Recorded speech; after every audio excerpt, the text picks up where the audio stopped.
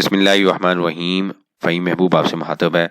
आज का जो हमारा टॉपिक है इसमें जो डिस्कशन हम करेंगे कि इनपुट टैक्स कौन कौन सी रीज़न है जिस वजह से जो इनपुट टैक्स की जो एडजस्टमेंट है रॉन्गली होती है, जिसकी वजह से जो फ्यूचर के अंदर एक मटेरियल अमाउंट के ऊपर नोटिस हमें रिसीव होता है। तो सम टाइम जो इनपुट टैक्स हम रिसीव कर रहे होते हैं या रिटर्न में आ रहा होता है वो ज़रूरी नहीं होता कि वो सारे का सारा हम एडजस्ट कर सकते हैं। तो उस कॉन्सेप्ट की वजह से जब हम सारा एडजस्ट करते हैं इनपुट टैक्स जो आ रहा है रिटर्न में और एक्चुअल में वो एडजस्ट नहीं होना होता, तो वन फाइन डे अमाउंट एक मटेरियल जमा होने के बाद हमें एक नोटिस रिसीव होता है कि आप इसकी रिकन्सलेशन दें। और जब उसकी रिकन्सलेशन बनाई जाती है as per rules, as per concept, तो पता चलता है कि हमने जो टैक्स है वो 1 लाख पे करना था लेकिन गलती से 80,000 पे कर दिया है या 50,000 पे कर दिया है। तो रिमेनिंग जो अमाउंट है वो हमें वन टाइम पे करनी पड़ती है। तो फॉर एग्जांपल 1 माह में हमने गलती की और 12 महीने वो गलती कंटिन्यू रही, तो 12 महीने की जो एक्यूमुलेटेड अमाउंट है वो वन टाइम हमें पे करनी पड़ेगी। तो अगर आप बिज़नेस कर रहे हैं, जॉब पे हैं, तो ऑब्वियसली ये आपके लिए रिस्क है। उस रिस्क को हमने कैसे मैनेज करना है, आज के इस टॉपिक में हमारा ये टॉपिक है, इसमें हम स्टडी करेंगे। तो एक मैंने एग्जांपल चूज़ की है कि एबीसी लिमिटेड एक कंपनी है। तो एबीसी लिमिटेड बेसिकली एक लिमिटेड कंपनी है। हम यहाँ पे इसको सेलेक्ट कर लेते हैं।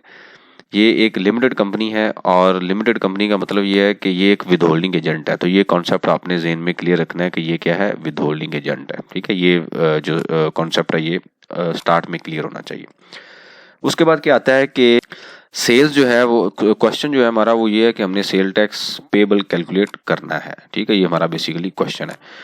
उसके बाद अगला क्वेश्चन जो डाटा हमारे पास क्या अवेलेबल है कि सेल लोकल रजिस्टर्ड पर्सन को की है वो 9 मिलियन की है, अनरजिस्टर्ड को की है 1.5 की है, एक्सपोर्ट है 7,50,000 रुपये की, और उसके बाद एग्जम्प्ट है 3,50,000 रुपये की, यानी कि 3,50,000 की। तो टोटल जो अमाउंट है वो सेल की सप्लाई की वो कितनी है, 12.6 मिलियन।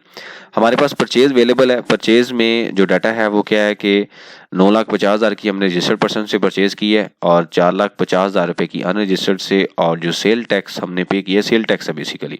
ठीक है, सेल टैक्स जो हमने पे किया यूटिलिटी के ऊपर वो 45,000 है। ठीक है, तो ये मैंने कुछ आपके सामने डाटा है। तो हमारा क्वेश्चन क्या है कि हमने सेल टैक्स की जो लायबिलिटी है वो कैलकुलेट करनी है। ठीक है, ये आपके ज़हन में कॉन्सेप्ट होना चाहिए कि हमारा जो क्वेश्चन बेसिकली क्या है। अब आते हैं जी अगले पॉइंट पे कि हमने इसको आगे कैरी कैसे करना है, किस तरीके से हमारी कैलकुलेशन होगी। तो नेक्स्ट ये किससे रिलेटेड होता है, परचेज से। तो परचेज कितनी है, 9,50,000 रुपये की रजिस्टर्ड पर्सन से, और उसके ऊपर जीएसटी हमने इनपुट ले लिया 1,61,500 का। ठीक है, और जो यूटिलिटीज़ है उसके ऊपर जो इनपुट हमने लिया वो 45,000 का है। ठीक है, उसके बाद अगला जो पॉइंट है वो क्या है कि जो अमाउंट अनरजिस्टर्ड पर्सन से जो हम परचेज कर रहे हैं, ठीक है, ये अनरजिस्टर्ड पर्सन के ऊपर जो परचेज है उसके ऊपर चूंकि जीएसटी अवेलेबल नहीं होता लेकिन परचेज तो है, तो टोटल हमारी परचेज होगी 1.4 मिलियन। यहाँ पे यूटिलिटी को मैं इग्नोर कर रहा हूँ कि एक्चुअल अमाउंट क्या है, लेकिन एक्चुअल में जब होगी तो यहाँ पे भी ऐड होगी। तो हमारी परचेज है 1.4 मिलियन और सेल टैक्स यानी कि इनपुट टैक्स कितना है, 2,06,000 रुपया। अब देखिएगा ज़रा, ये ज़रा इंपॉर्टेंट पॉइंट है, क्या ये 2,06,000 रुपया हम सारे का सारा एडजस्ट कर सकते हैं या हम कितना कर सकते हैं, इसको कॉन्सेप्ट के थ्रू हम समझेंगे, इसको ज़रा देखिएगा। उसके बाद आता है नेक्स्ट सी। नेक्स्ट सी किससे डील करता है, सेल से रिलेटेड। ठीक है, ये सेल से रिलेटेड है। लोकल जो सेल है वो कितनी है, 10.5 मिलियन, यानी कि 9 मिलियन प्लस 1.5, तो इसके ऊपर जीएसटी कितना बन गया, 1.7 मिलियन। एक्सपोर्ट 7,50,000 है, जीरो रेटेड है, कोई जीएसटी नहीं है। एग्जम्प्ट 3,50,000 है, वैसे एग्जम्प्ट है, कोई जीएसटी नहीं है। ठीक है, अब जैसे हमने यहाँ पे डिस्कस किया कि ये हम एलटीडी यानी कि प्राइवेट लिमिटेड कंपनी का डाटा ले रहे हैं, तो जो अदर देन प्राइवेट है, रिटेलर हैं, होलसेलर हैं, डिस्ट्रीब्यूटर हैं, सारे कॉन्सेप्ट सेम होंगे। सिर्फ एक चीज़ अप्लाई नहीं होगी, वो ये होगा कि विदहोल्डिंग सेल टैक्स, यानी कि कंपनी जो है वो विदहोल्डिंग एजेंट होती है और other than company withholding agent नहीं है। सिर्फ इसके अलावा सारे कॉन्सेप्ट बाकी सारे बिजनेस के लिए अप्लाई होंगे। अब फर्दर टैक्स मैंने लिखा हुआ है जी 45,000। ये कैसे कैलकुलेट हुआ कि ये जो 1.5 मिलियन था इसके ऊपर हमने 3% अप्लाई कर दिया। ठीक है, हमारा क्वेश्चन आपने ज़हन में रखना है। क्वेश्चन क्या है कि सेल टैक्स पेबल कैलकुलेट करना है। ये लायबिलिटी है बेसिकली, जब आप रिटर्न की वर्किंग करते हैं तो एक्चुअल में यही काम कर रहे होते हैं। तो मैंने ये सिनेरियो लिया जिसके अंदर लोकल सेल भी है, एक्सपोर्ट भी है, एग्जम्प्ट भी है, ताकि जो हमारी क्लैरिटी रहे कि एक्सपोर्ट की सेल भी इसमें कवर हो, एग्जम्प्ट भी कवर हो, टैक्सीबल भी कवर हो। ठीक है, अब 45,000 वो आ गया।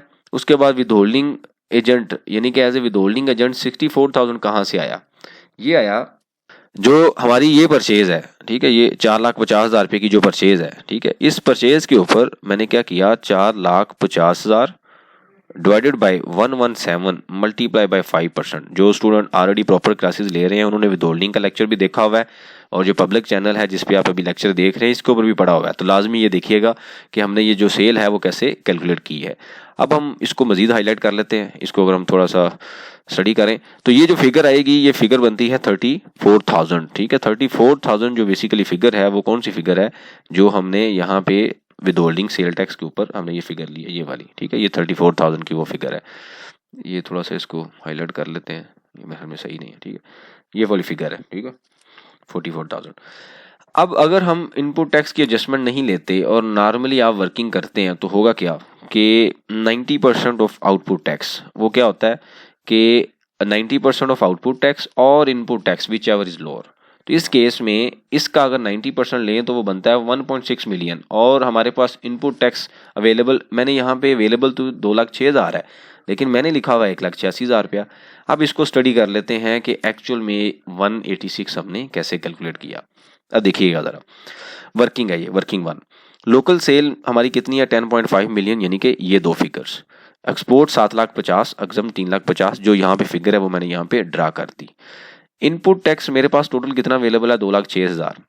अब रूल ये कहता है कि अगर आप परचेज कर रहे हैं जिसके ऊपर आपने इनपुट टैक्स 2,06,000 रुपये पे किया है, ज़रूरी नहीं है वो सारे का सारा आपका लोकल सेल यानी कि टैक्सीबल सेल में यूज़ हो, क्योंकि आपकी सेल के 3 पोर्शन है, number 1 local, number 2 export, number 3 exempt. तो इनपुट टैक्स जब आपने पे किया या आपने रॉ मटेरियल परचेज किया वो तो सारी सेल को जनरेट करने के लिए पे किया। तो जब आपकी ये दो सेल ही टैक्सीबल नहीं है, जीरो रेटेड वैसे टैक्सीबल है लेकिन जीरो रेट है और एग्जम्प्ट सेल है, तो मैं आपको इनपुट टैक्स भी अलाउ नहीं करता। तो हमने क्या किया, हमने ये किया इसकी अपोर्शमेंट कैलकुलेट कर ली 10.5 मिलियन, यानी कि ये value divided by total sale कितनी है 11.6 मिलियन, और मल्टीप्लाई कर दिया 2,06,500 से, तो ये फिगर निकल आई 1,86,000 रुपये। यहाँ पे आप देखें तो मैंने फार्मूला भी यही यूज़ किया हुआ, ये फिगर आपके सामने। ठीक है, उसके बाद अगला पॉइंट क्या है, बड़ा ज़रूरी इंपॉर्टेंट पॉइंट।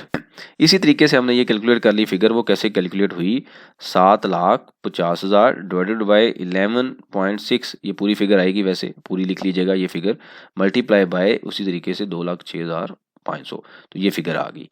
अब ये जो फिगर है एक्सपोर्ट से रिलेटेड है, इसकी सेपरेट रिफंड एप्लीकेशन फाइल होगी, यानी कि बाद में रिफंडेबल होता है, ये मिल जाएगा। और ये जो सेल है, जो एग्जम्प्ट सेल है, उसका जो इनपुट है हमें कोई भी एडजस्टमेंट नहीं मिलेगी, वो सारे का सारा कौन सा है, नॉन क्रेडिटेबल इनपुट, जो कि रिटर्न के अंदर अवेलेबल होता है मेन फॉर्म के ऊपर, अगर आप देखें तो वहाँ पे अवेलेबल होता है। ठीक है, अब ये हमने वर्किंग समझ ली कि भाई 2,06,000 के अंदर हमारा जो अभी यूज़ करने वाला वो सिर्फ 1,86,000 है, 2,06,000 यूज़ नहीं होना। ठीक है, तो अब हम आते हैं भाई साहब नीचे, तो यहाँ पे आप देखें तो मैंने जो एडजस्टमेंट ली वो कितनी ली 1,86,000, वो फिगर कौन सी है, वो ये वाली फिगर है, इसकी एडजस्टमेंट ली।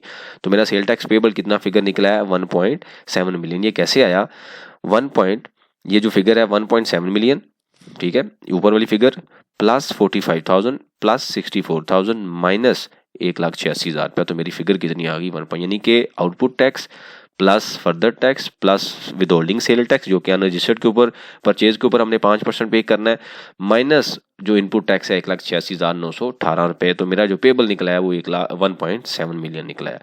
अब अगर फॉर एग्जांपल हम इसकी एडजस्टमेंट नहीं लेते तो हमारा जो, अगर हम ये कहते हैं जी 1.7 नहीं है, हमने पूरा 2,06,000 रुपये पूरा यूज़ करना है, तो हम कितना पे करेंगे 1.6 मिलियन। दोनों का डिफरेंस कितना कैलकुलेट हो गया 19,532। इसको मल्टीप्लाई अगर 12 से करेंगे तो ये फिगर 2,34,983 रुपये आपके पास फिगर आ जाएगी।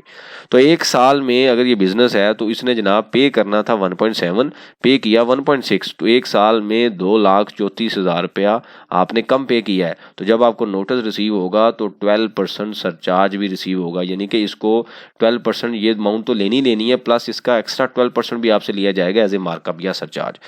तो ये अगर 2-3 साल आप इस तरीके से गलती करते रहें तो आप देख लें कि वन टाइम जो कि मंथली आपने 19,000 पे करना था, वो आपको एक ही बात 2,34,000 प्लस 12% पे करना पड़ेगा, जो कि तकरीबन 2,60,000 के करीब अमाउंट बनती है।